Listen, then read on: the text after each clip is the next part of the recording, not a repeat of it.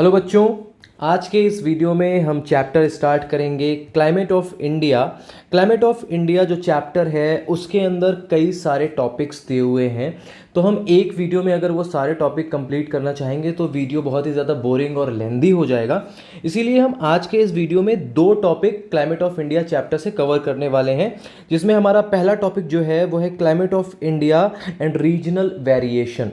यानी कि जो इंडिया की क्लाइमेट है, अब इंडिया एक बहुत बड़ा कंट्री है, उसमें अलग अलग रीजन्स हैं, north, south, east and west. तो अलग अलग जो रीजन है वहाँ पर किस तरह की वेरिएशंस क्लाइमेट में देखने के लिए मिलती है, उनकी कंपैरेटिव स्टडी भी यहाँ पर देखने के लिए मिलेगी इस टॉपिक में। तो ये हमारा पहला टॉपिक होगा। और दूसरा टॉपिक होगा हमारा factors affecting the climate of India.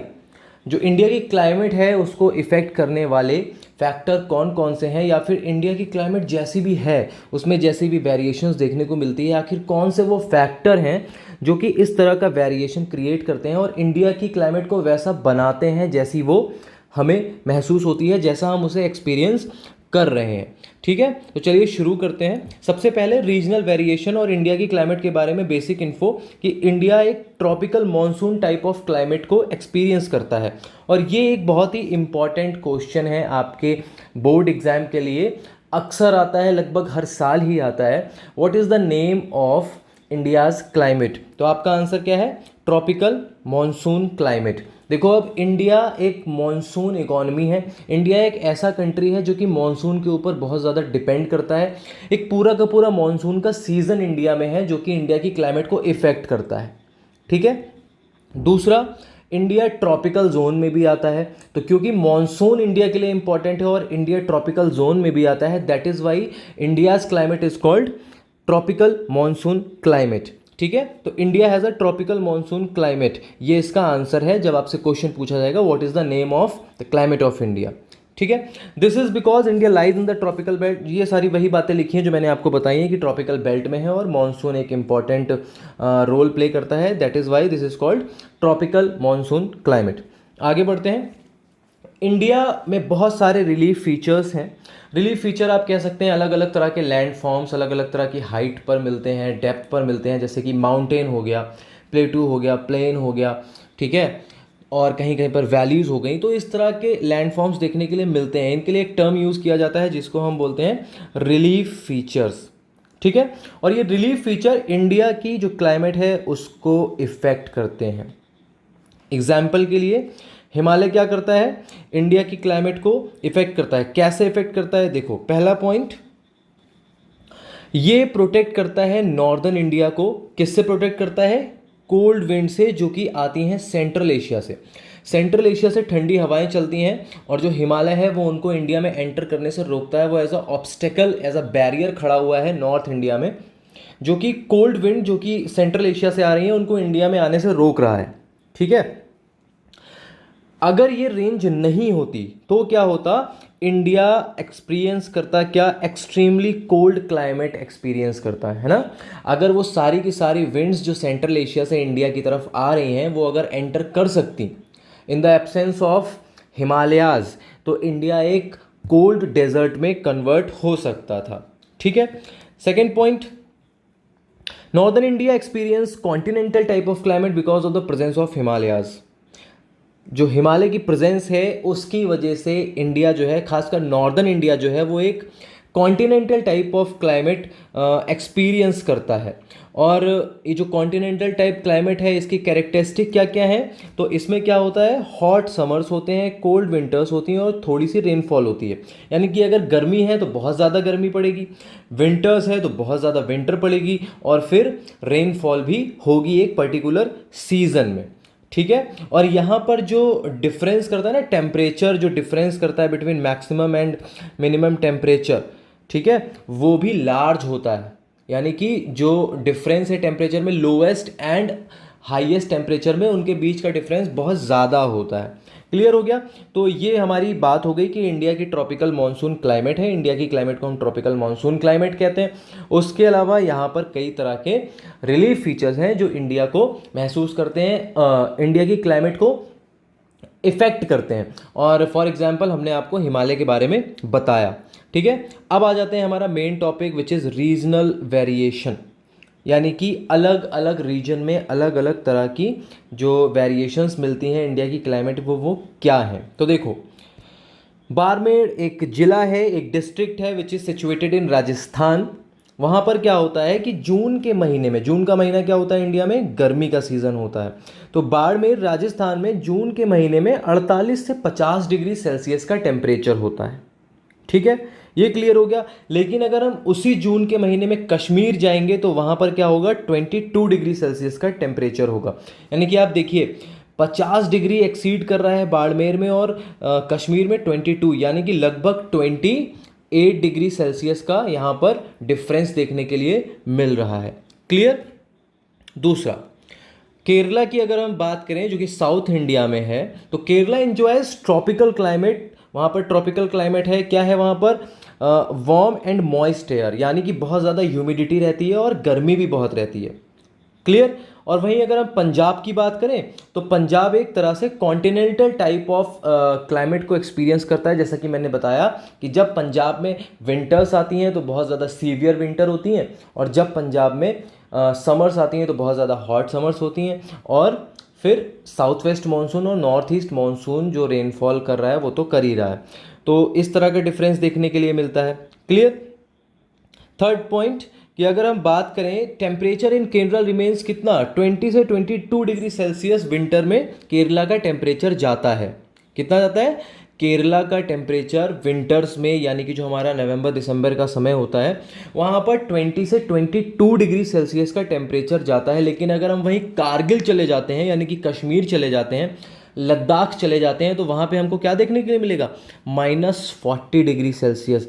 यानी कि आप देखेंगे कि विंटर सीजन की अगर हम बात करें तो साउथ इंडिया और नॉर्दर्न मोस्ट इंडिया में कितना डिफरेंस देखने के लिए मिल रहा है, लगभग 60 डिग्री सेल्सियस का टेम्परेचर डिफरेंस देखने के लिए मिलता है।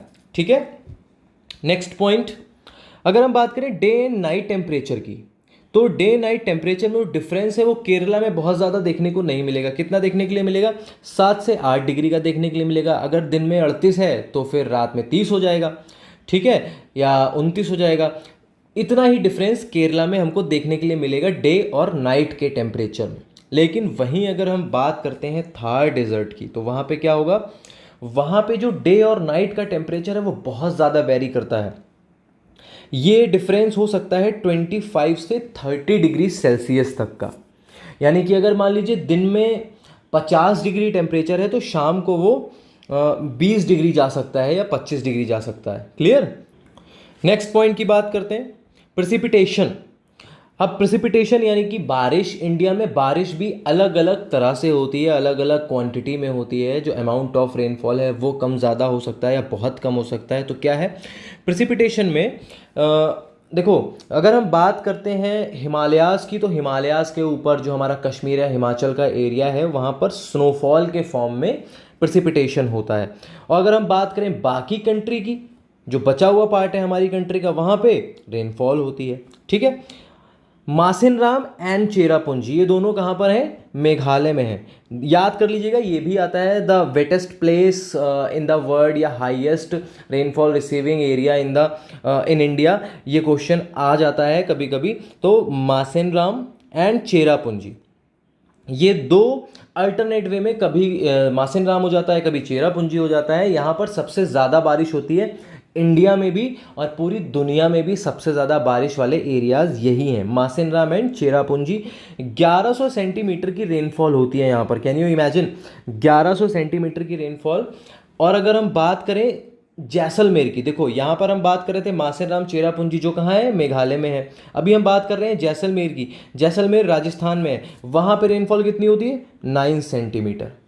अब आप इमेजिन कर सकते हो 1100 सेंटीमीटर इन चेरापूंजी मेघालय और 9 सेंटीमीटर राजस्थान में, मतलब ना के बराबर रेनफॉल हो रही है।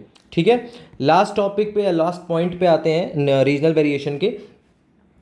इंडिया का जो लार्ज पार्ट है, यानी मोस्ट पार्ट ऑफ इंडिया जो है वो रिसीव करता है रेनफॉल ड्यूरिंग जून टू सितंबर। ये भी क्वेश्चन आता है कि आपको बताना होता है duration of monsoon in India, तो आपका आंसर क्या होना चाहिए, जून टू सितंबर।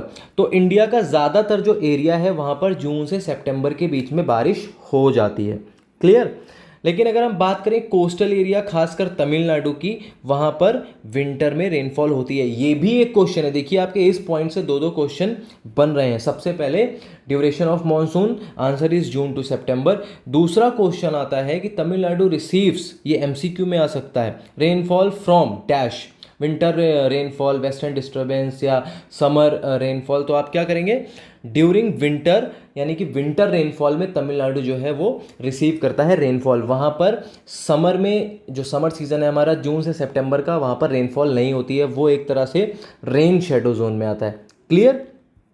चलो नेक्स्ट टॉपिक है हमारा factors affecting the climate of India. कौन कौन से फैक्टर हैं जो इंडिया की क्लाइमेट को इफेक्ट करते हैं।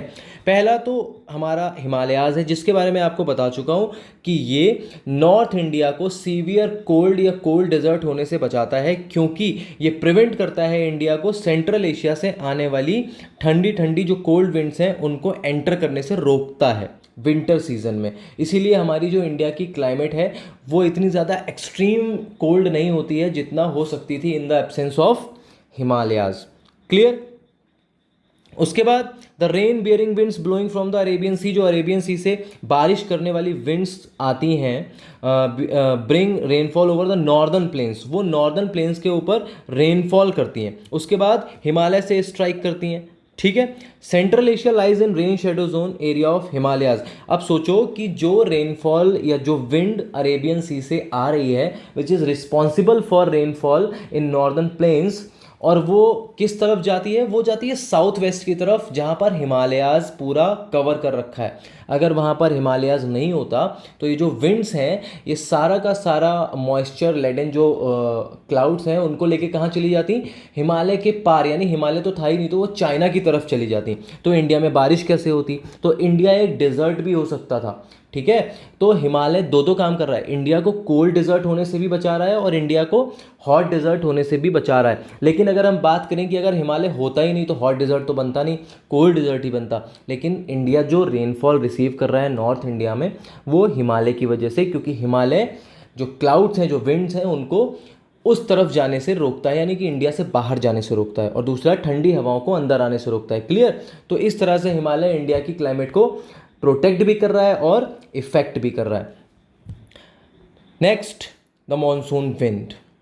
मॉनसून विंड्स, अभी मैंने आपको बताया कि मॉनसून का सीज़न इंडिया में होता है डैश डैश डैश। क्या होता है आप कमेंट करके बताएंगे कि इंडिया में मॉनसून का सीज़न जो है वो कितनी ड्यूरेशन के लिए और किस महीने से किस महीने तक होता है। ठीक है, इंडिया की क्लाइमेट को मॉनसून की विंड बहुत ज़्यादा इफेक्ट करती हैं। ठीक है, the south west monsoon wind blowing from the Arabian sea, जो साउथ वेस्ट मानसून विंड है ये मैं आपको किसी वीडियो में या फिर हो सकता है इसके बाद वाले वीडियो में ही अगर मानसून डिस्कस करेंगे तो मैप के थ्रू भी समझा दूंगा, लेकिन यहाँ पे क्योंकि थ्योरेटिकल वे में पढ़ाना है तो मैं आपको थ्योरी में बता रहा हूँ कि जो साउथ वेस्ट मानसून विंड्स हैं वो अरेबियन सी से आती हैं। ठीक है, और अरेबियन सी में मतलब अरेबियन सी की एक अलग ब्रांच है, लेकिन जब वो नीचे की तरफ से यानी कि केरला की तरफ से एंटर कर रही होती हैं तो इंडिया जो पेनिसुलर पार्ट है ना इंडिया का, उससे टकराती हैं और दो पार्ट में डिवाइड हो जाती हैं। एक हमारी अरेबियन सी ब्रांच बनती है, दूसरी बे ऑफ बंगाल ब्रांच बनती है। ठीक है, तो ये दो तरह की ब्रांचेस बन जाती हैं, जिसमें अरेबियन सी जो है वो हमारा समर मॉनसून हो जाता है, यानी Arabian Sea branch summer monsoon के लिए रिस्पॉन्सिबल है और इंडिया के लार्ज एरिया को कवर करती है। ठीक है, याद रखिएगा, जो हमारा अरेबियन सी ब्रांच है समर मॉनसून को लाने के लिए रिस्पॉन्सिबल है और इंडिया के लार्ज पार्ट को कवर करती है, यानी कि लार्ज पार्ट में रेनफॉल अरेबियन सी ब्रांच से होती है। वहीं अगर हम बात करें बे ऑफ बंगाल की, तो यहाँ पर रेनफॉल कब आती है, विंटर सीजन में आती है, बे ऑफ बंगाल की जो ब्रांच है उसकी वजह से। ठीक है, याद रखिएगा, summer monsoon Arabian Sea branch से आता है और winter monsoon Bay of Bengal branch से आता है। क्लियर? उसके बाद सेकेंड पॉइंट आता है हमारा, in the beginning of October जो विंड्स हैं वो रिट्रीट करना स्टार्ट कर देती हैं, यानी कि जो विंड्स साउथ वेस्ट मानसून की गई थी वो एक तरह से, देखो ये साउथ वेस्ट डायरेक्शन है, इधर विंड जा रही हैं और अक्टूबर की स्टार्टिंग में ये धीरे धीरे टर्न लेना स्टार्ट करती हैं, वापस होना स्टार्ट करती हैं और फिर इनका डायरेक्शन साउथ वेस्ट से चेंज होकर नॉर्थ ईस्ट हो जाता है। ठीक है, और फिर इसी को हम कहते हैं नॉर्थ ईस्ट मानसून विंड्स, और इसी की वजह से तमिलनाडु में बारिश होती है, जैसा कि मैंने आपको तभी थोड़ी देर पहले बताया था। क्लियर? नेक्स्ट हमारा जो टॉपिक है वो है लैटिट्यूड। लैटिट्यूड किस तरह से असर करता है, देखो इंडिया की क्लाइमेट का नाम मैंने आपको बताया, ट्रॉपिकल मॉनसून क्लाइमेट। क्लियर? तो ये जो ट्रॉपिकल टर्म इंडिया की क्लाइमेट के नाम के साथ जुड़ा है, वो क्यों जुड़ा है? क्योंकि इंडिया इक्वेटर के आसपास के इलाके में या कि इक्वेटर के आसपास के रीजन में लाई करता है, यानी कि ट्रॉपिकल जोन में लाई करता है। और ट्रॉपिकल जोन कौन डिसाइड कर रहा है? लैटिट्यूड्स।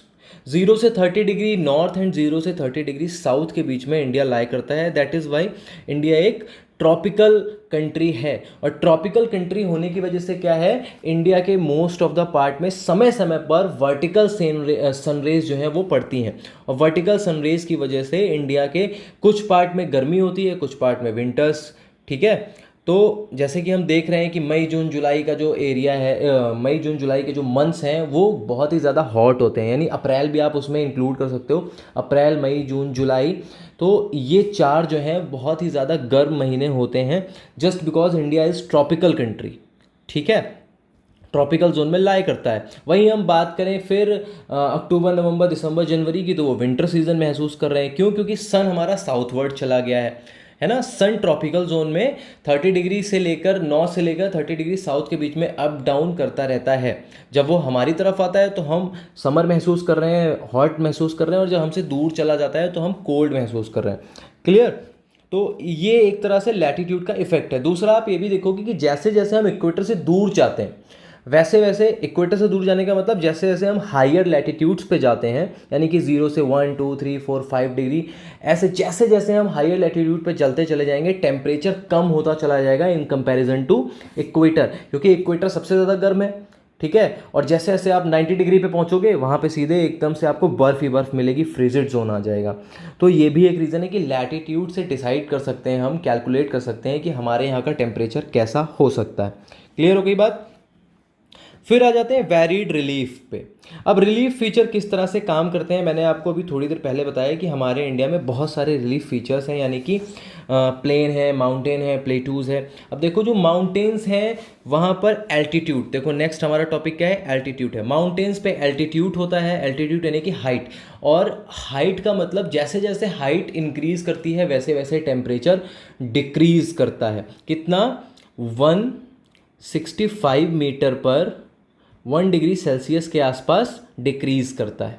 ठीक है? और अगर हम और राउंड फिगर में कहना चाहें तो 1 किलोमीटर पे लगभग 6.5 डिग्री सेल्सियस टेम्परेचर कम हो जाता है। इसी को हम बोलते हैं नॉर्मल लैप्स रेट। क्लियर? तो माउंटेन की वजह से, माउंटेन क्योंकि ऊंचे हैं और ऊंचाई पे टेम्परेचर कम हो जाता है, एल्टीट्यूड पे टेम्परेचर कम हो जाता है, तो इसीलिए माउंटेन्स पे ठंड होती है। आप देखो ना, समर सीजन में लोग कहाँ जाते हैं घूमने के लिए? ज़्यादातर माउंटेन्स में जाते हैं। राजस्थान नहीं घूमने जा रहे हैं, वो कहाँ जा रहे हैं? उत्तराखंड, हिमाचल, कश्मीर, क्योंकि उन्हें पता है कि नॉर्दर्न प्लेन्स में रहने की बजाय अगर हम घूमने जाएंगे माउंटेन्स पे तो वहाँ पे हमें ठंड देखने के लिए मिलेगी।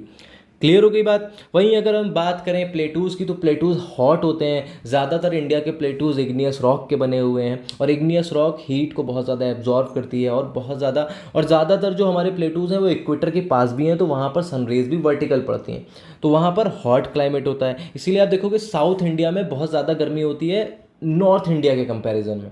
कोस्टल एरिया को आप छोड़ दीजिए, कोस्टल एरिया पे तो मॉडरेट टेम्परेचर रहता है, लेकिन हाई ह्यूमिडिटी रहती है बिकॉज ऑफ वर्टिकल सनरेज।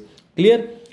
और अगर हम बात करें प्लेन की, तो प्लेन्स आप देख रहे हो, प्लेन्स में जैसे कि आपका पंजाब, हरियाणा, चंडीगढ़, दिल्ली, उत्तर प्रदेश, बिहार, ये सब क्या है? ये सब प्लेन का एरिया है।